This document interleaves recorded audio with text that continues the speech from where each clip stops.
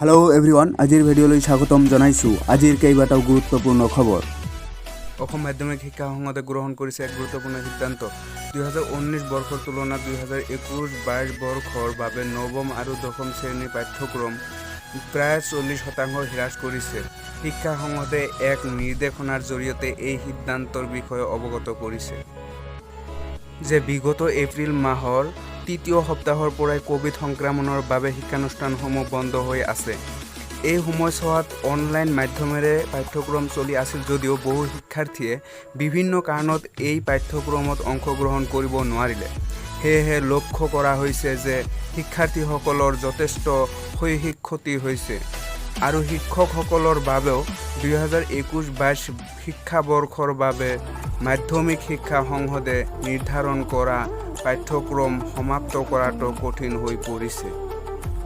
এনে পৰিস্থিতিত শিক্ষা সংসদে 2021-22 বৰ্ষৰ পাঠ্যক্ৰম হ্ৰাস কৰাৰ দৰে সিদ্ধান্ত গ্ৰহণ কৰিছে। সেই অনুসৰি পাঠ্যক্ৰমৰ প্ৰতিটো বিষয়ত 2019 বৰ্ষৰ তুলনাত 21-22 বৰ্ষত 40% পাঠ্যক্ৰম হ্ৰাস কৰা হ'ব।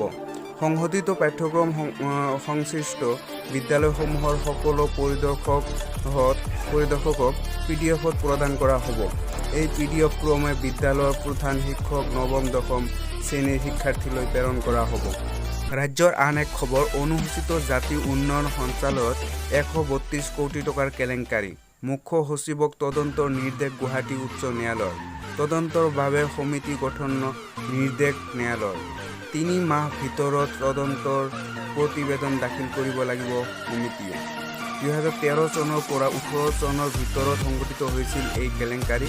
সৰ্বসাধাৰণ উন্নয়নৰ ধন আত্মসাৎ কৰিছিল সঞ্চালকৰ বিষয়া আৰু ঠিকাদাৰে। চাইকেল বিতৰণ তথা গাড়ী বিতৰণৰ ৰাজসাহায্য আত্মসাৎ কৰাৰ অভিযোগ এওঁলোকৰ বিৰুদ্ধে। আন এক খবৰ, দক্ষিণ হালমাৰা ভাৰত-বাংলাদেশ সীমান্তত নদীপথত BSFৰ অভিযান। এই অভিযানত জব্দ কৰা হয় 22টা চোৰাং গৰু। ভাৰত-বাংলাদেশ সীমান্তৰ চকীত BSFে জব্দ কৰিছে এই গৰুকেইটা। ইতিমধ্যে দক্ষিণ হালমাৰা থানাত গৰুকেইটা গতাই দিছে BSFে। বুধবাৰৰ সীমান্তৰ পৰা BSFে একেটা স্থানত 10টা গৰু জব্দ কৰিছে। আৰু এক ডাঙৰ খবৰ, উচ্চতম ন্যায়ালয়। একাংশ ৱেব পৰ্টেল আৰু ইউটিউব চেনেলসমূহক লৈ দেশৰ উচ্চতম ন্যায়ালয়ে নাৰাজ। কোনো নিয়ন্ত্ৰণ নথকাৰ বাবে যি ইচ্ছা তাকে দেখুৱাই বা লিখে। কোনেও তেওঁলোকক জবাবদিহি নকৰে।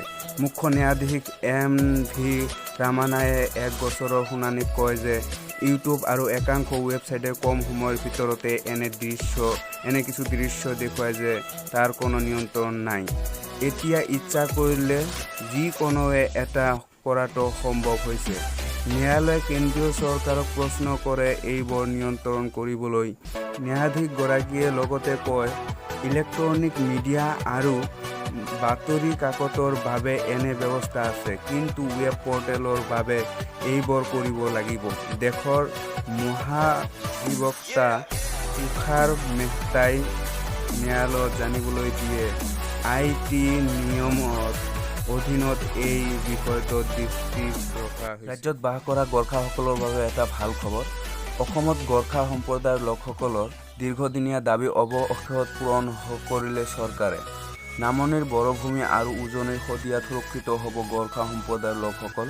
যোৱা 4 আগষ্টত কেবিনেটে এই সিদ্ধান্ত লোৱাৰ পাছত বৃহস্পতিবাৰে পুনৰ এই কথা দোহাৰিলে মুখ্যমন্ত্ৰী হিমন্ত বিশ্ব শৰ্মাই।